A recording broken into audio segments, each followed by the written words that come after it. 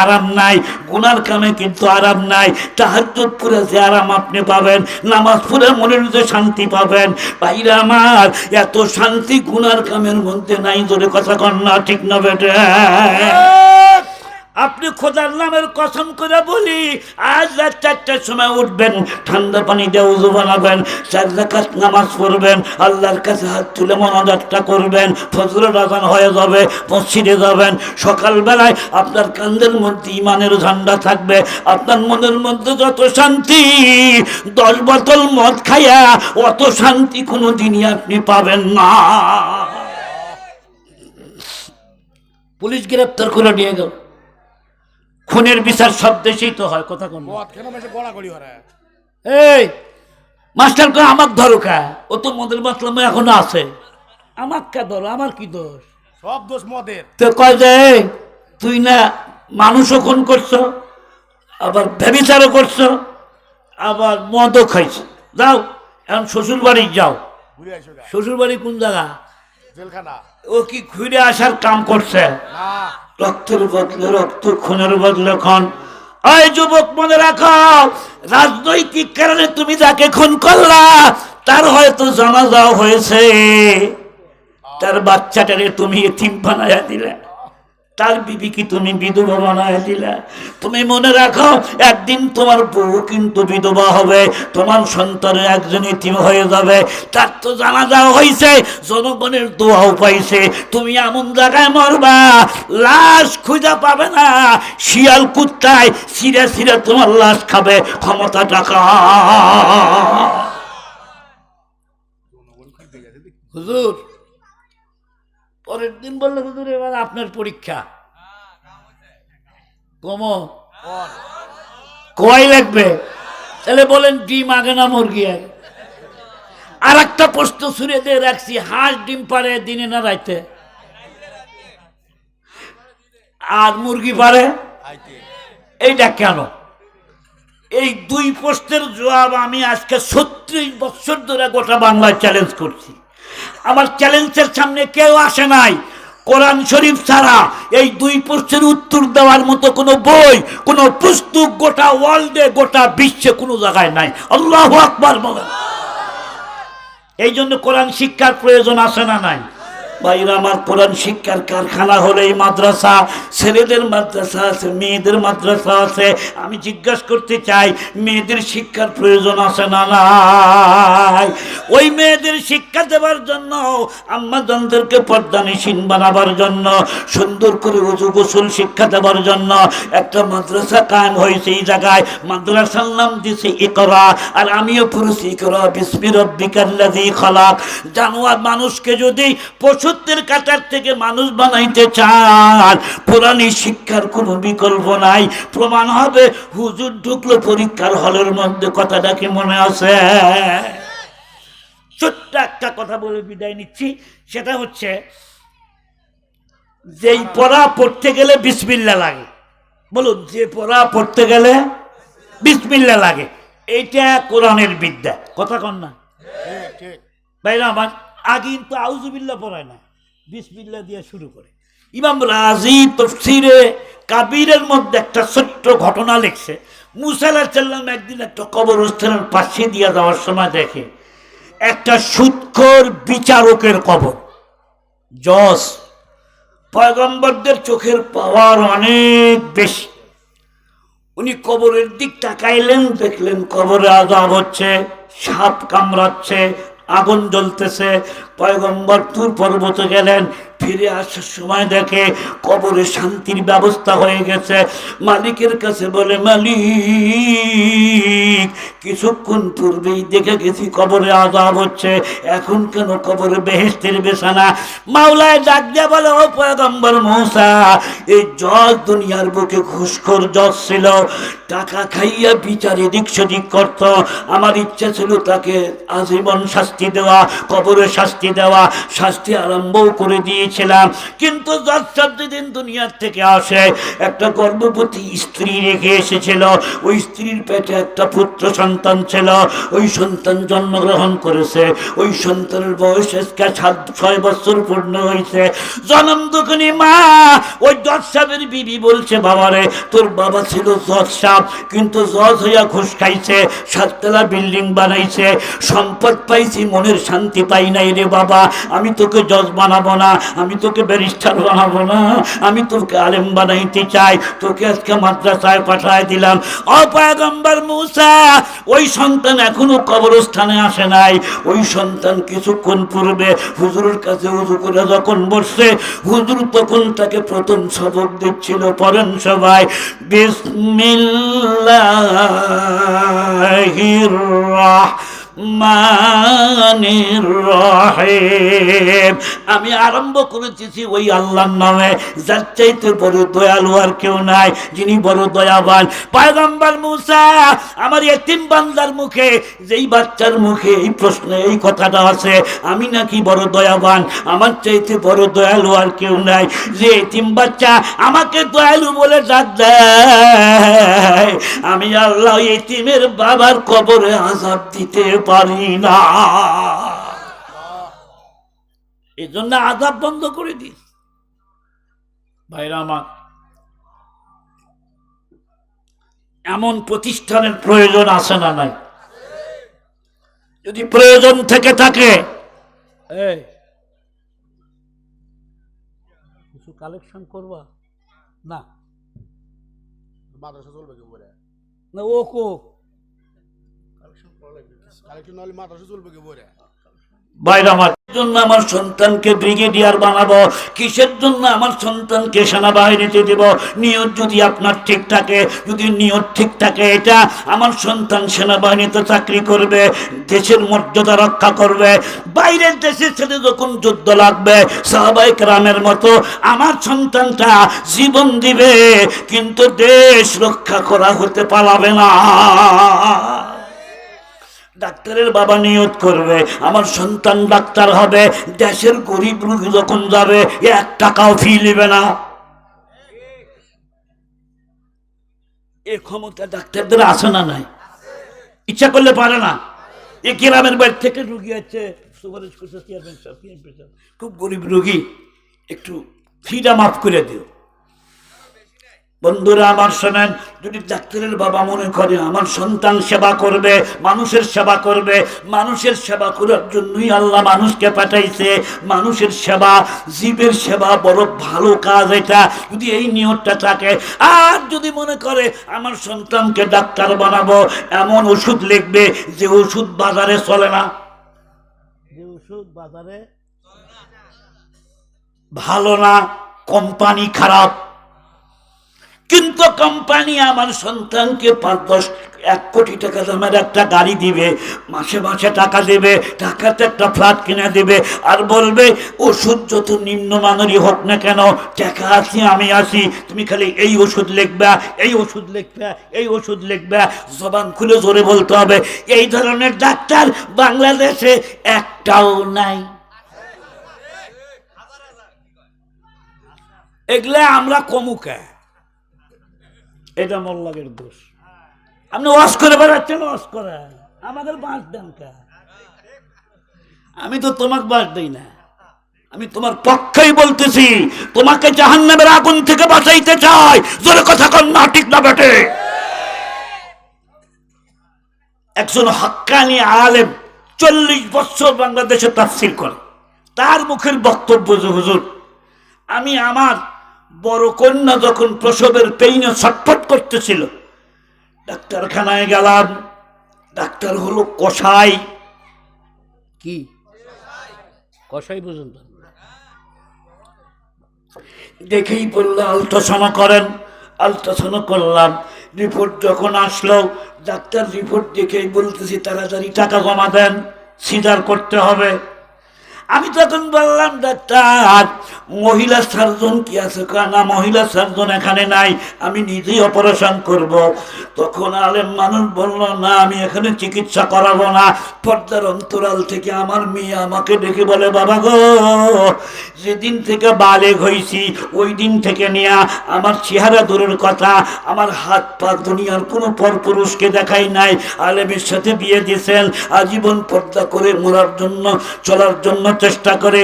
ও বাবা, আমি যদি মরও যাই, পুরুষ ডাক্তার দিয়ে আমি ওই সিজার করাবো না। তখন আমি চিন্তার মধ্যে পড়ে গেলাম, এখন আমি কি করব? ডাক্তার বলে তাড়াতাড়ি সিদ্ধান্ত নেন, বেশিক্ষণ দেরি করলে পানি কিন্তু শুকায় গেছে। কি শুকায় গেছে? বুদ্ধি কি দেখছে? পানি শুকায়, ওই ভয় দেখালে তাড়াতাড়ি টেকা জমা দিন। ডাক্তার না কোষায়, দরকার সয়েল তো উল্টে আছে রে, আগে না পাও আসবি। এরা তো কিছু বুঝেই না। আলেম মানুষ দেখে বলে, আমার মেয়ে তখন বলল, বাবা সব বিপদ আমার মালিক আল্লাহ, বিপদ থেকে উদ্ধার করার মালিক আল্লাহ। হুজিবাতিল জান্নাত বিল মাকারিহি, আল্লাহ জান্নাতকে ঢেকে রাখছে কষ্টের চাদর দিয়া, আর জাহান্নামকে ঢেকে রাখছে আল্লাহ খাহেসাতের চাদর দিয়া। বাবা গো, যার কেউ নাই তার জন্য আছে আমার আল্লাহ, শরীয়ত মেনে চলবো। বাবা গো, ব্যাগের মধ্যে জায়নামাজটা আছে, আপনি উযু করেন, জায়নামাজটা বিছান, 2 রাকাত নামাজ পড়েন, আপনার সম্পর্ক আল্লাহর সাথে আছে। আপনি আলেম মানুষ, মুফাসসির সব বলে, হুজুর আমি ওযু করলাম, নামাজে দাঁড়াইলাম, 2 রাকাত নামাজ পড়লাম, হাত তুলতে দেরি, আমি আলেম মানুষ, আমার চোখে পানি আসতে দেরি হলো না। হাত যখন তুললাম, হাত তুলে মাওলাকে বললাম, তু কাদের है कि जो चाहे करे, जिसको चाहे दे, जैसे चाहे ना दे, तू वो दाता है कि देने के लिए, दर तेरे रहमत के हर दम है खुले। আল্লাহ, তোমার একটা নাম কাদের, তুমি সর্বময় ক্ষমতার অধিকারী, তুমি পাহাড়কে সাগর বানাইতে পারো, সাগরকে পাহাড় বানাইতে পারো। আল্লাহ, এই বিপদের দিনে তুমি আমাকে একটু রক্ষা করো। আল্লাহ, হুজুর আমাকে বলে, হুজুর মোনাজাত আমার এখনো শেষ হয় নাই। এমন সময় নার্স এসে বলতেছে, হুজুর আর কান্দা লাগবে না, ডেলিভারি এমনি নর্মাল ডেলিভারি হয়ে গেছে, সিজার লাগবে না, কান্না বন্ধ করুন, আল্লাহ আপনাকে একটা নাতি প্রদান করেছে। একটু জোরে কান্না মারহাবা। বিপদ দেওয়ার মালিক কে? উদ্ধার করার মালিক কে?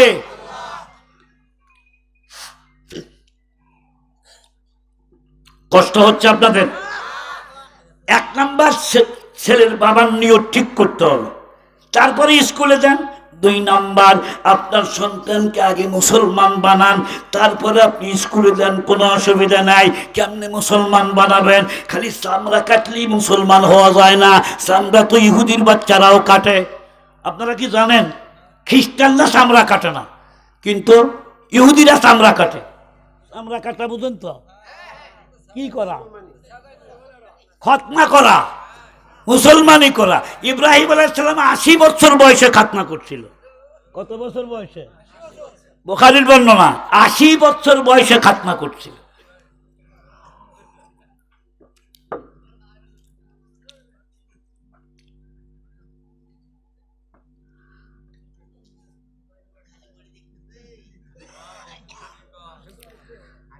আপনাদের কষ্ট হয় না? ওই যে চাচা আমাকে ছুটি দিচ্ছে, চাচা ছুটি, আপনারা কি করেন? ছুটি। তাহলে মুসলমান 2 নাম্বার শর্ত কি বানাইতে হবে? মুসলমান বানাইতে হবে, তারপর আমি স্কুলে পাঠান। কেমনি মুসলমান বানাবেন? ছেলের বয়স যখন হবে 6 বছর, মক্তবে পাঠাবেন। আপনি বিসমিল্লাহ থেকে নিয়ে আলিফ বা তাসা পড়াবেন, কোরআনের শিক্ষা দেবেন, হাফেজ বানান লাগবে না। নামাজ পড়তে যে কয়টা সূরার দরকার সে সূরাগুলো শুদ্ধ করে মুখস্থ করতে হবে। আপনার ছেলে হোক আর মেয়ে হোক, যদি কথা কন না ঠিক না ভাই ঠিক। ওযুর কয়টা ফরজ, গোসলের কয়টা ফরজ, কোনটা হালাল কোনটা হারাম। আপনি আগে ছেলেকে মুসলমান বানান, 7 বছর বয়স যখন হবে, মরু আওলাদাকুমুস সালাত তখন আপনার সাবেসিনিন। আবু দাউদ শরীফের বর্ণনা, নবী বলেন তোমার ছেলে মেয়ের বয়স যখন হবে 7 বছর তখন তুমি নামাজের অর্ডার দাও। 7 বছরে নামাজ পড়লো না, 8 বছর পড়লো না, 9 বছরে পড়লো না, 10 বছর বয়স যখন হবে পিটন দিয়া হলো নামাজ পড়াইতে হবে। নির্দেশ রাসূলের, মহানবীর নির্দেশ এটা। আপনি যদি আগেই কোরআন শরীফের শিক্ষা না দেন, ওযু না শেখান, গোসল না শেখান, 7 বছরে যখন নামাজের আদেশ দেবেন, ছেলে যখন বলবে বাবা নামাজ কি জিনিস, নামাজ তো আমি জানি না, ঠিক না ভাই ঠিক? এই 2 শর্ত পুরা করে আপনার সন্তানকে আপনি ব্যারিস্টার বানান, কোনো অসুবিধা নাই। এই 7 বছর আগে এক ব্যারিস্টার বাবার জানাজা অংশগ্রহণ করছে চিটাগাঙে। কোথায়? ইমাম সাহেব বলল ব্যারিস্টার সাহেব জানাজাটা আপনি পড়ায় দেন। আচ্ছা, ব্যারিস্টার হলে কি জানাজা পড়ান নিষেধ? ব্যারিস্টার হলে দাঁড়িয়ে রাখা নিষেধ? বাংলাদেশে বহু ব্যারিস্টার আছে, দাঁড়িয়ে আছে। বাংলাদেশের বহু ডাক্তার আছে, এক ওয়াক্ত নামাজ জামাত ছাড়া পড়ে না, ওরা মুসলিম ডাক্তার। কাতার যখন সোজা করছে, ইমাম সাহেব বলল যে হক আপনার, আপনি জানাজার নামাজটা পড়ান। ব্যারিস্টার বলল যে হুজুর আপনিই পড়ান। কেন? আপনি জানাজার দোয়া জানেন না? ব্যারিস্টার মাথা নিচে হয়ে গেল, বলে যে আপনি পড়ান তো। এই 2 তাকবীর দেওয়ার পরে ব্যারিস্টার পিছের থেকে একটা চিৎকার দিল। পুরা জানাজার লোক হতকুচিত হয়ে উঠল। ব্যারিস্টার মানুষ চিৎকার দেয়, মনে হয় বাপের শখে। নামাজ যখন শেষ, ইঞ্জিনিয়ার সাহেবকে ইমাম সাহেব ডাক দিয়ে বলে ব্যারিস্টার সাহেব, কুল্লু নাফসিন যায়কাতুল মাউত, নবীরাই বাঁচে নাই, অলিরাও বাঁচে নাই, ব্যারিস্টারও বাঁচবে না, আলেমরাও বাঁচবে না, মরণ সকলকেই হতে হবে। এর জন্য চিৎকার দেওয়ার কি আছে? বন্ধুরা আমার, ব্যারিস্টার চোখের পানি ছেড়ে দিয়ে বলো হুজুর আমি মৃত্যুর জন্য কাঁদতেছি না, আমি এতটুক জানি মরা সবারই লাগবে। এদেশে যারা বেনামাজি তারাও বিশ্বাস করে একদিন মরতে হবে, যারা নাস্তিক তারাও বিশ্বাস করে মরা লাগবে। নাস্তিক আল্লাহ মানে না, কিন্তু মৃত্যুর কথা ঠিকই স্বীকার করে, কারণ নাস্তিকও মরে কি মরে না, কুত্তাও মরে, বিড়ালও মরে। হুজুর আমি মরার কথা ভাবতেছি না, আমি ভাবতেছি এই কথা, আমার বাবা আমার জন্য কোটি কোটি টাকা ফুরাইয়া বিদেশে লেখাপড়া করাইয়া আমাকে ব্যারিস্টার বানায় আনলো। আমি এই জিব্বা দিয়া, আমার কণ্ঠস্বর দিয়া, আমার মেধা দিয়া কত মিথ্যা মামলাকে সত্য মামলা বানাইছি, আর কত সত্য মামলাকে মিথ্যা মামলা বানায় দিছি। কিন্তু আফসোসের বিষয়, এমন জ্ঞান আমার বাবা আমাকে দিল যে বাবার বিদায়ের সময় মোল্লা টাকা লাগলো, আমি নিজে বাবারে বিদায় করতে পারলাম না। এটা আমার জীবনের জন্য সবচাইতে বড় ব্যর্থতা। আমি ওই জন্য চিৎকার দিই। আমি আপনাদেরকে জিজ্ঞাসা করতে চাই, আনন্দের মাথায় বুদ্ধি আছে না নাই? ছোট্ট একটা উদাহরণ দিয়েই আমার কথা শেষ করব। এই গ্রামের নাম জানে কি? কি বাড়ি? করিলা বাড়ি। আপনারা সবাই তো এই মহল্লার মানুষ। করিলা বাড়ির মানুষ কারা কারা হাত তুলেন তো দেখে। শুধু করিলা বাড়ি। সুবহানাল্লাহ। এবার করিলা বাড়ি বাদ দিয়ে অন্য বাড়ির লোক হাত তোলেন। 2 হাত তোলেন, 2 হাত। নারে তাকবীর, হাত নামান। এই গ্রামের মানুষ যদি আর একটু বেশি থাকলো নি, আর একটু বেশি ওয়াজ করলাম। এমনি আমি অসুস্থ মানুষ, আমার ডাক্তারের নির্দেশ 1 ঘন্টার বেশি কথা বলা যাবে না। দাওয়াত নেওয়ার সময় আমি বলে দেই বাবা আমি অসুস্থ, আমাকে দাওয়াত দিও না। তুমি আমাকে দাওয়াত দিয়েছিলে? ও আমাকে কইছিল হুজুর আপনি কয়টা নেবেন, ভিজিট কত কছিল না? কয় হাজার চাইছিলাম শুনুক ক হুজুর 1 টাকাও চাই না, আমাকে যা দাও ফ্রি হলেও সমস্যা নাই। ও বারবার জিজ্ঞেস করছে হুজুর, কারণ এখন তো লাখের কম বক্তাই পাওয়া যায় না। আমি যখন চান্দাইকোনা পাবনা বাজারে বয়ান করতাম, থামেন, ছোটবেলায় যে দৌড় দিয়েছেন ও দৌড় এখন দিবার পারবেন তো ওই অশুন পারছেন, এটা ভালো থাকতেছে না। আলেমজার যেটা বলে এটাই উপদেশ। ভাইরা আমার, ওই সময় উত্তরবঙ্গে কেন বাংলাদেশে কয়টা বক্তা আসছিল? যদি ইচ্ছা করতাম যে মামু কামামু, তাহলে এই 60 বছর বয়সে মাইক ধরা লাগতো না, লাগতো না। যে যা দিছে পকেটে করে নিয়ে গেছি। বরকত দেওয়ার মালিককে, বেঁচে আছি আপনাদের দোয়ায়, আল্লাহর মেহেরবানিতে। বন্ধুরা আমার, আরজ করতেছিলাম আপনাদের সামনে একটা দৃষ্টান্ত দিব আমি। দৃষ্টান্ত হলো এখানে একটা মহিলা মাদ্রাসা, মেয়েরা লেখাপড়া করে এখানে। তো বাচ্চার একটা সুন্দরী কন্যা বিয়ে হবে। বাচ্চা বলল আমি আমার শাহজাদিকে বিয়ে দিব একজন হক্কানি আলেমের সাথে। বেগম বলল তো আলেমরা কি জানে, আমি এমএসসি মাস্টারের সাথে দিব। কে বলে এ কথা কন না কেন? বাচ্চা কয় আমি দিব হক্কানি আলেমের সাথে, আর বেগম বলে এমএসসি মাস্টার। বাচ্চা বললে কাই করো না, কালকা পরীক্ষা নেবো আগে মাস্টারের, তারপরের দিন নেবো হুজুরের। মাস্টার যদি আমার পরীক্ষা পাশ করতে পারে তাহলে আমি মাস্টারের সাথে বিয়ে দেবো, কোনো অসুবিধা নেই। রানী বলে কি দিয়া পরীক্ষা করবো, কালকাই দেহ। পরের দিন পরীক্ষা, এমএসসি মাস্টার আইছে, খুব চেহারা সুরত খুব ভালো।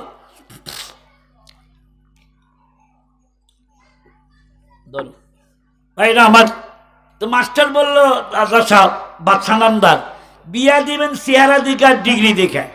কয় ডিগ্রির খেতা পড়ি আমি, তোমার মধ্যে কি পরিমাণ জ্ঞান আছে আর বুদ্ধি আছে এটা আগে দেখতে হবে। আমার মেয়েকে বিয়ে করবার চাইলে এই পরীক্ষা পাশ করতে হবে। জিজ্ঞেস করলো কি পরীক্ষা?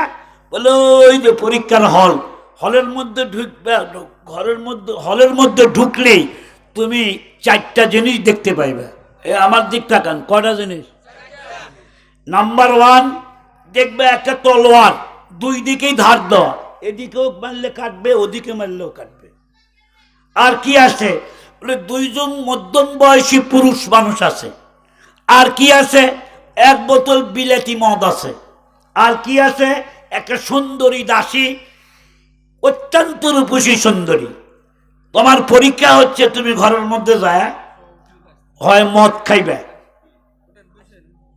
কি খাইবে? ঘুমাইছেন আপনারা? কিন্তু মদ যে খাইবে গুনাহ কিন্তু করা যাবে না, পাপ মুক্ত মদ খাওয়া।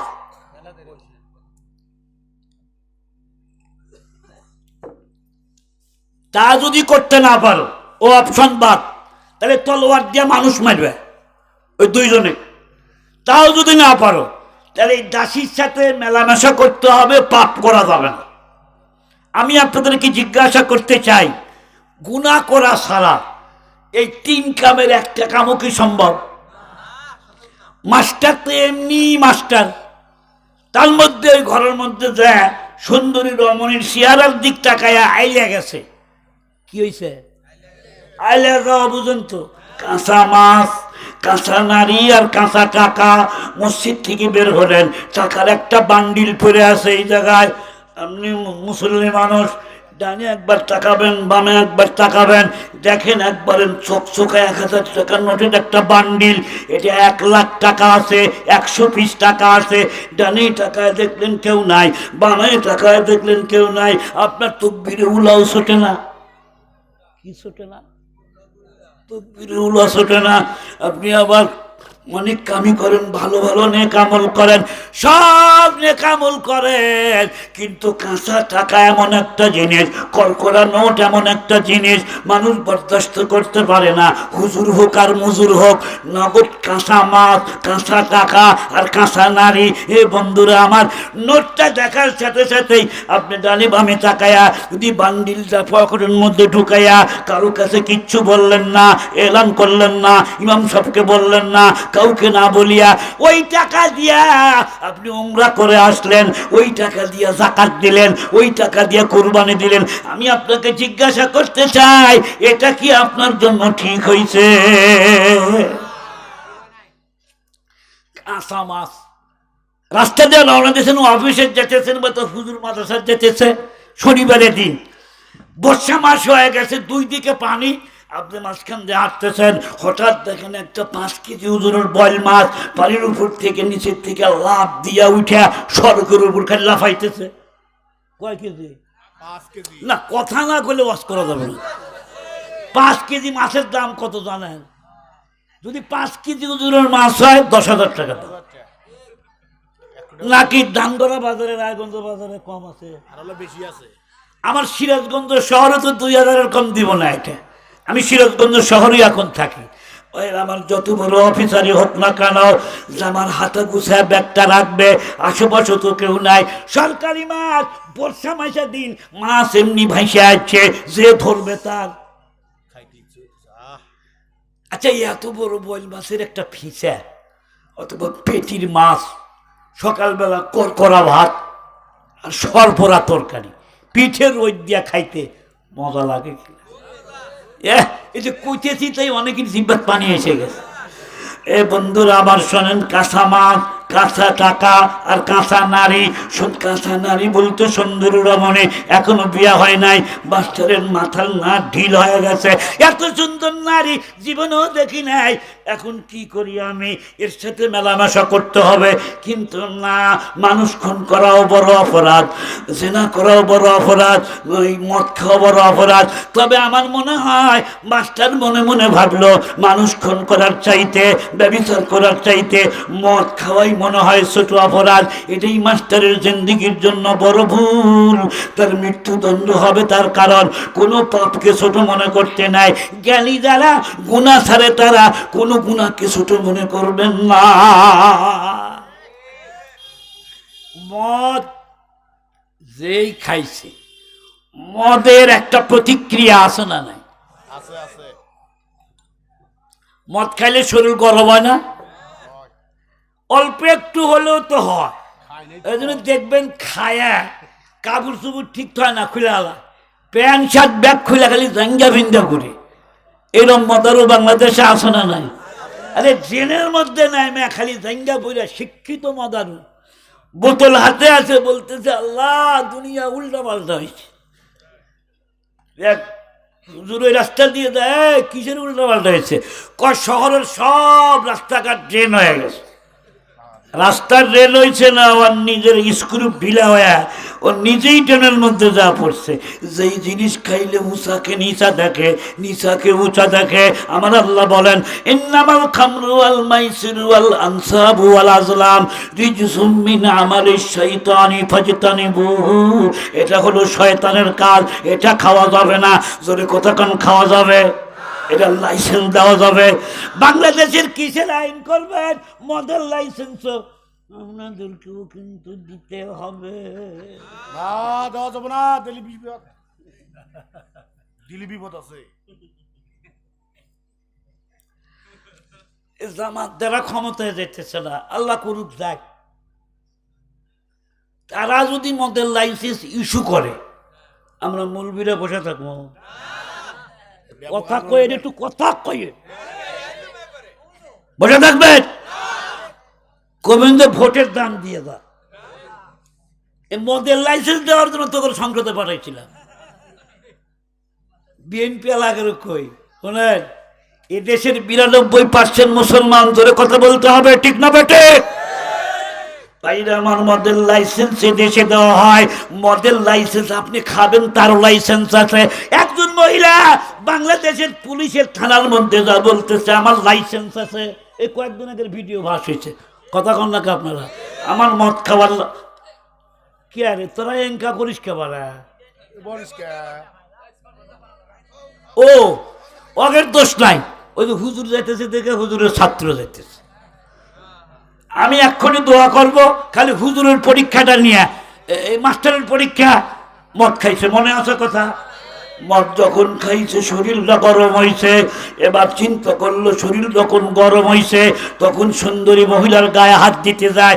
যেই হাত দিতে গেছে দুইজন মুরব্বী আসিয়া বাধা দিয়া বলতে চাই, লুচ্চা মাস্টার হাত নামা, এই ঘরের মধ্যে সুন্দরী মেয়ের গায়ে হাত দিতে যাও, তুমি তো বিয়ে শাদী করো নাই।